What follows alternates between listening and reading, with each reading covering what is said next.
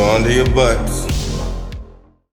Have you ever stumbled upon something you would hate in any other circumstance, but for some strange reason, you end up absolutely loving it instead? These days, I generally have a decent idea of what I'm getting into. Most folks have a tendency to stick to what we know. Stepping out of your comfort zone to discover something new can feel like a last resort, especially if it's over 900 episodes long. But like your old guidance counselor always said, it's important to broaden your horizons, at least when it's easy, like watching other anime. Several years back, the moon aligned with anime titty and subgenres I don't care for to form an absolute masterpiece. I'm talking about Konosuba, God's blessing on this wonderful world.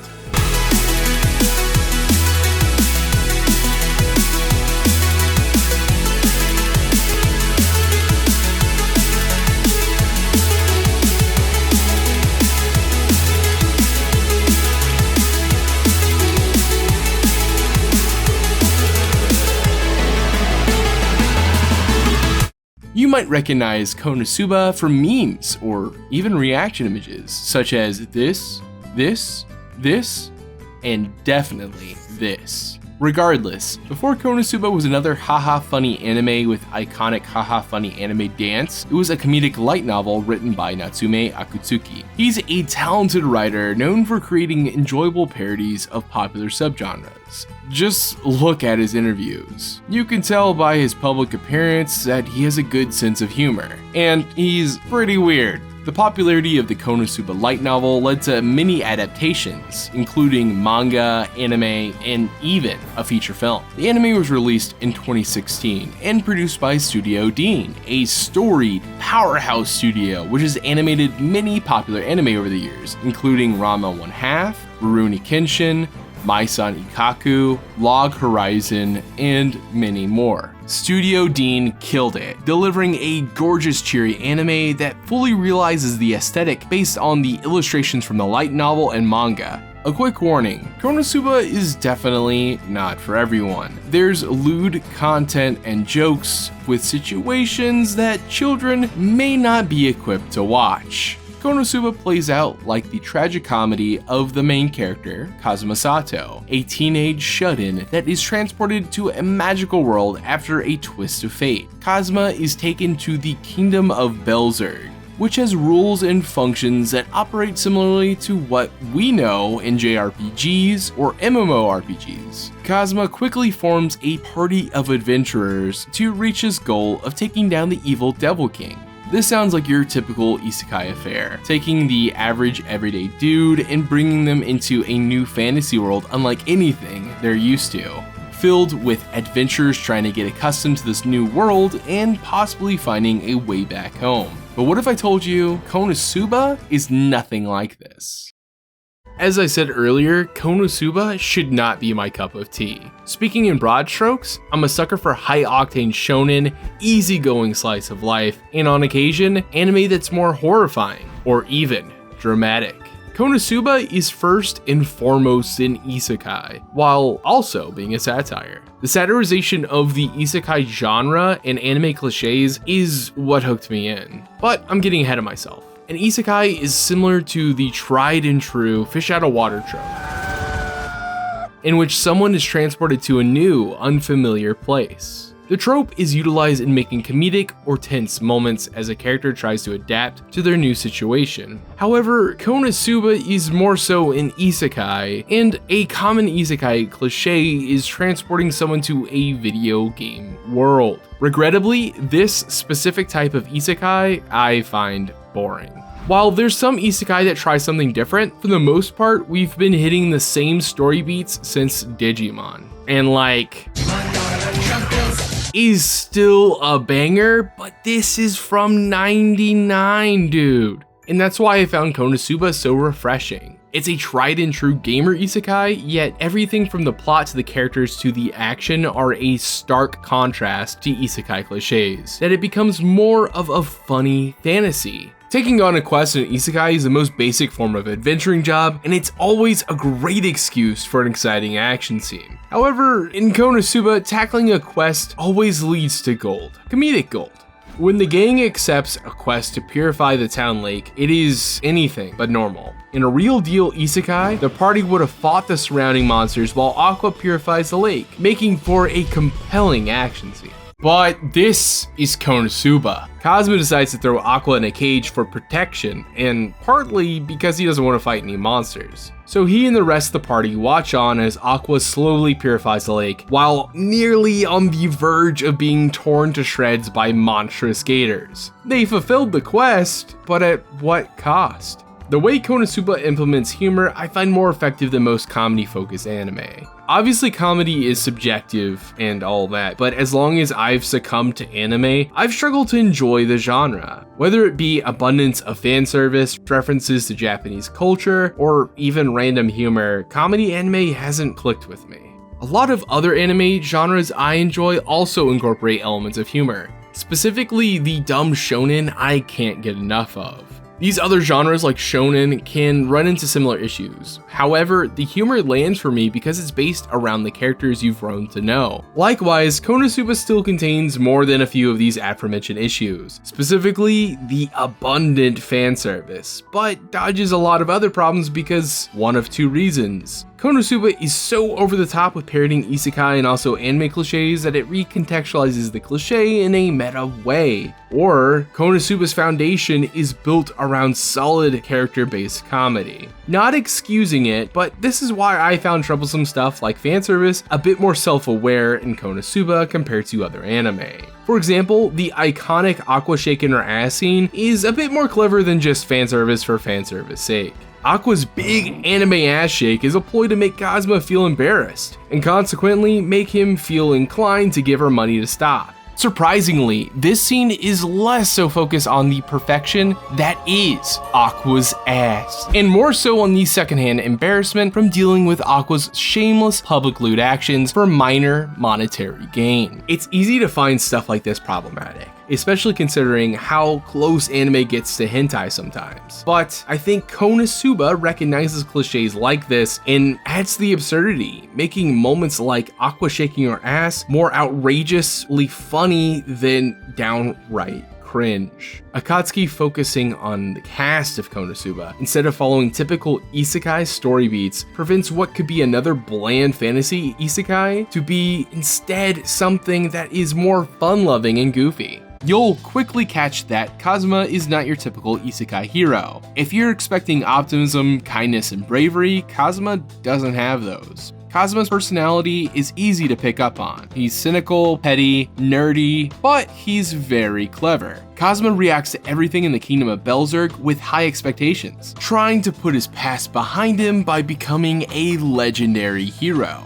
His daydreaming, coupled with Kazuma's vast gamer knowledge, has only led him to feel let down and cynical about this new world. When his plans fall apart, or the task is not as easy as he expects, Kazuma reacts vindictively. Kind of like Dennis Reynolds from It's Always Sunny in Philadelphia. While Kazuma is definitely no golden god, he is damn close to being Anime Dennis. Overconfident to the max, believes he knows best on how to handle tricky situations and the rest of his friends, and when things go topsy-turvy, Kazuma can become a massive, self-important jerk. When Kazuma acts selfish or vindictively, he rarely gets away scot-free. When a friend of the party, Chris, offers Kazuma an opportunity to learn some thief skills, it doesn't go as planned. As crazy as it looks, this was actually a happy accident. Chris challenged Kazuma to steal her dagger as sort of a practice to acclimate Kazuma to his new thief skill. And what if I told you it gets much worse? On top of that, Kazuma uses Chris's panties as blackmail to get all of her money too.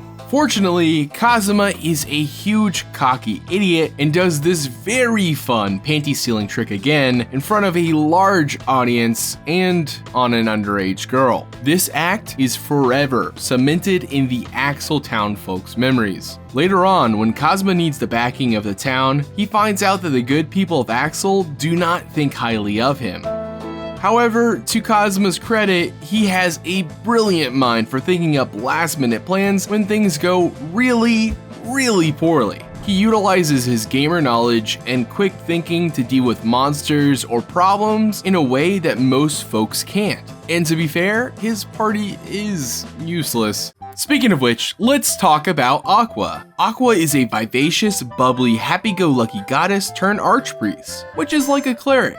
Compared to other characters, Aqua has a very unique look. Long blue hair partially tied in a loop held together by a water molecule-shaped clip and an idol-esque blue-themed outfit. Suffice to say, the design behind Aqua is quite cheeky. Unlike Kazuma, it's tricky to directly compare Aqua to other characters outside of Konosuba. She carries a tsundere best friend that's a trashy, lazy goblin with a heart of gold energy. There's also elements of her being very powerful, yet incredibly stupid, therefore becoming the butt of many jokes. Needless to say, Aqua is very much the best and the worst character in the main cast, consequently becoming the wild card for Konosuba. That's all without pointing out that Aqua is more of the main character in some ways than Kazuma. What I mean is that she has more stakes in defeating the Devil King because if they do so, she gets to return to being a goddess, while Kazuma just gets to, be alive. This is a clever twist on the isekai archetypes because the hero, aka Kazuma, would be the one searching for a way to go back home. But in Konosuba, he doesn't really carry that responsibility. And because of this, Aqua tends to push Kazuma towards important objectives and finding just about any type of work that pays so she can eat and have a good time. Aqua, despite being a goddess, does not act very godly. She thinks very highly of herself, in turn belittling mortals. She is very crass, and believes she deserves the best. For one so mighty, Aqua also has a tendency to panic when the going gets tough. Due to the party having been in many dangerous situations, Aqua develops PTSD, especially involving giant frogs. I love Aqua's moments of panic because it shows how great the vocal performances are for this character. All the voice acting is great in Konosuba, and you can tell that both the Japanese and English cast are putting their all in their performances, making moments like this. The monsters will come after me and jump all over me and leave me growing to zombies! This always happens, I'm better off dead! Kill me, lizards, kill me now! Just so extra fantastic. Yeah, Aqua has her quirks, but in all fairness, she can be useful under the right circumstances. Aqua can heal, revive, purify, and most importantly, she can entertain with party tricks. But all of this comes at a steep price. Constant praise. Aqua is always wanting Kazuma and others to remember she's a goddess and they should respect and appreciate how capable, strong, and smart she is. Which is ironic considering sometimes when Aqua performs a good deed, she usually overdoes it, so much so that it becomes an unmitigated disaster. Despite all those quirks, Aqua is best girl. She's an ever-flowing source of cheeriness, big dumb energy, and smugness that elevates the humor of Konosuba and balances out Kazuma's cynicism. The next member of Kazuma's party is their magic powerhouse, Megumin. Megumin is a small, young, oddball archwizard whose proclivity for theatrics is bested only by her endless fascination for explosion magic. And by young, I sure do mean to imply that Megumin is underage. Do not. Anyways, Megumin joins up after Aqua makes an ad looking for strong, high-level adventurers. To start things off, I gotta gush about Megumin's very distinct fashion. Everything about Megumin's design screams classic JRPG Black Mage, while also dipping her toes into modern day JRPG, grandiose, needless, extra. With her robe and wizard hat on, Megumin really gives off Final Fantasy IX best boy Vivi vibes, especially with the oversized wizard hat that somewhat resembles a cute face. A couple other components of Megumin's design are present purely to boost her style meter over the top, including her eye patch and the bandages on her left leg. The eye patch in particular supposedly restrains her immense epic magic powers. This is why I love Megumin. She's her own #1 fan, so much so that she makes up really cool shit to seem cool for soon-to-be fans. Megumin's design complements her personality wonderfully, very dramatic and very try-hard cool, while unintentionally making her extra adorable. In everything Megumin does, she blows it out of proportion, which ties into her character's central fault, her obsession with the explosion spell, a spell so devastating it obliterates nearly everything within its range. Explosion is a very high mana cost spell to cast, and Megumin spec'd very hard into only big explosion that she doesn't have the mana reserves to cast it. So, when she does, Megumin is extremely powerful, yet is the most limited and unreliable party member due to only being able to cast explosion once per day. In a lot of ways, the action in Konosuba is always at its best when things line up perfectly for Megumin to pop off an explosion. There's so much build up and planning leading to a huge release following beautiful animation into complete and total destruction. The idea that a spellcaster is capable of only one spell and is obsessed about it so much so where they're useless otherwise is another clever subversion of the spellcaster archetype. We know wizards as sage-like individuals capable of impossible feats when the going gets tough. And here you got little Megumin, who just wants to make problems much more explosive. Now, having said that, it is very important that I specify that in terms of Kazuma and the party, Megumin is one of the more level-headed party members. Once Explosion doesn't fit as a problem solver, Megumin can be cognizant of how crazy other stuff can get, and because of this, Kazuma relies on Megumin greatly. Megumin is best girl. She's cute and small, but also makes things go boom. She also has a cat named Chomomusuke, who is also very cute. Burst forth! Explosion! In a word, Megumin is epic. If you know DBZ in the slightest, you remember Yamcha. At one point in time, he was a cool character. Yet, as the series went on and Goku's hair color continued to change, Yamcha remained only as a joke for his iconic defeat. Which brings me to Darkness, the last member of Kazuma's party. Similar to Yamcha, Darkness takes on many devastating defeats. However, she's into it. Darkness is a crusader, the party tank if you will, but in a twist, Darkness loves the pain and humiliation. Like Megumin geared towards explosions, Darkness's kit is designed around her masochism. She does not have a single offensive ability at her disposal. Yeah, Darkness is a masochist, but it's not all please punish me daddy. For instance, Darkness by all accounts is physically the strongest party member, but has exceptionally poor accuracy with her sword fighting that makes Darkness somewhat useless in combat. Joining Kazuma's party was a no-brainer for Darkness, fighting monsters out of the league and being constantly humiliated for their eccentric actions assured Darkness would have ample opportunities to, you know... Oh, yes!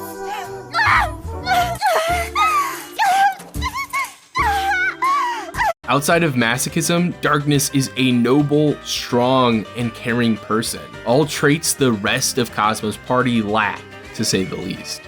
Darkness takes her job as a crusader seriously, and even though she might be pulled along by her masochistic desires, when the going gets tough, Darkness will always stand her ground. Because of this and her caring nature, Darkness is the only party member that is respected by the community of Axel. Within the party, the banter between Kazuma and Darkness is one of my favorite running jokes. Kazuma plays a straight man eager to turn down whatever presumably painful or awkward thing Darkness wants to do. And no matter what happens, Darkness still derives pleasure from this. Compounding moments like these with Kazuma's day-to-day debauchery, making an unusual will they, won't they relationship. Which in of itself is a parody of romance, harem tropes, in that Kazuma and Darkness are very much into aspects of each other. Darkness is a babe with huge bazonkers, and Kazuma is a selfish, lazy fool, but there's nothing else to it. Kazuma at one point monologues about how all the girls surrounding him are gorgeous, but are too deeply flawed to settle down with. Initially, I had a hard time clicking with Darkness. Her can be overwhelming, to say the least. However, upon reaching season 2, I noticed more depth to Darkness, who she is apart from a noble yet perverted knight. And even at that, there are moments that are so outrageously over the top that it really plays with, is Darkness getting anything from this or is she actually being heroic? taking the function of a tank class and distorting it in a way to not just be incapable, but also transforming the role of shielding others from damage into a kink is a very clever subversion of this archetype. While on the surface, Darkness feels like a bit character, given enough time, she gains much more character development and becomes something more than just a horny tough girl. The absurdity of Darkness, more so than the rest of the main cast, is clearly a stab at the subgenre, and anime at large that rely on sexualizing characters for a means of fan service and comedy. While Konosuba's irreverent main cast is primo, the supporting cast and fully realized world elevate the lovable doofuses. Within the supporting cast, there are rival characters, however, they aren't what you expect. Instead of being longtime vicious villains, rivals in Konosuba are more so the opposite. Like, what if Aqua was a useful goddess? Take Yunyun for example. She's another member of the Crimson Demon clan, and self-proclaimed rival of Megumin. Unlike her rival, Yunyun is a fully capable archwizard that can use many spells including Explosion. And on top of that, she doesn't faint after casting a spell. Aside from her skill, Yunyun's personality also contrasts Megumin's. Yunyun is a shy, humble gal, eager to help out but apologizes because she thinks she overstepped her bounds. Yet, when it comes to Megumin, Yunyun always challenges her to any sort of contest to prove that she can be strong, but always loses because Megumin lies and cheats her way to victory. Yunyun is essential in offering more backstory to Megumin while also proving to be a powerful ally to the party, even if Yunyun is often left behind. Bad guys turn good is a pretty common trope in anime, and Konosuba is no exception. Wiz is a kind-hearted, clumsy, and powerful lich, and despite being undead, resembles a normal human. Wiz stands out as she almost works outside of the character archetype, as Wiz is good to her core. Wiz is a former adventuring wizard and somehow, some way, ended up as a general for the Devil King. Now she is away from that position, Wiz runs a magical item shop in Axel. Wiz, like Darkness, is one of the few characters that is beloved in Axel and still performs many heroic deeds to protect the town. Unlike Axel and the rest of the party, Aqua hates Wiz vehemently. While Kazuma looks to Wiz as a teacher and ally, Aqua wants to send her to the afterlife.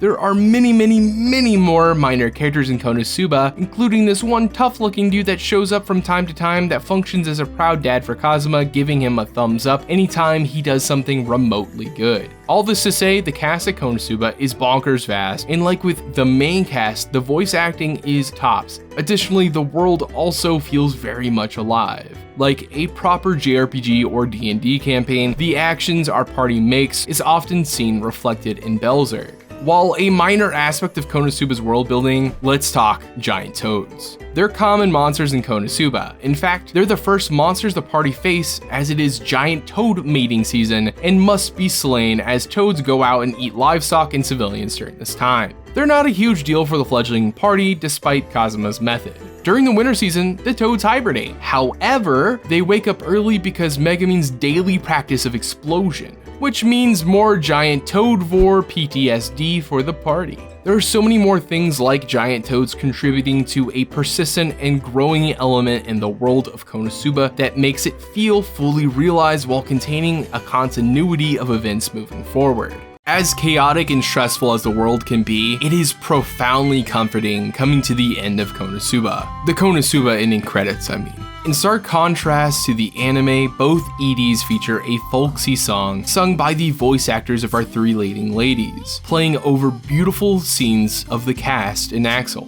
It is unfortunate that we only have 2 seasons of the anime produced, but there's also a couple of OVAs and a full feature film that was released in 2019. It might seem like we're seeing the end of Konosuba being animated, but on the bright side, the creator Natsume Akatsuki wrapped up the story of Konosuba in the light novels last year. So there's still a ton of material to use to make more seasons of the anime or even another movie. But if that's not in the cards, what we have is still fantastic, albeit short run of an anime cutting loose from isekai cliches, transforming into something easygoing and hilarious. If you're a fan of comedy or fantasy-based anime, look no further than Konosuba, God's blessing on this wonderful world. As it stands now, you can catch Konosuba on Crunchyroll, Japanese Netflix, and HBO Max. Thanks for watching.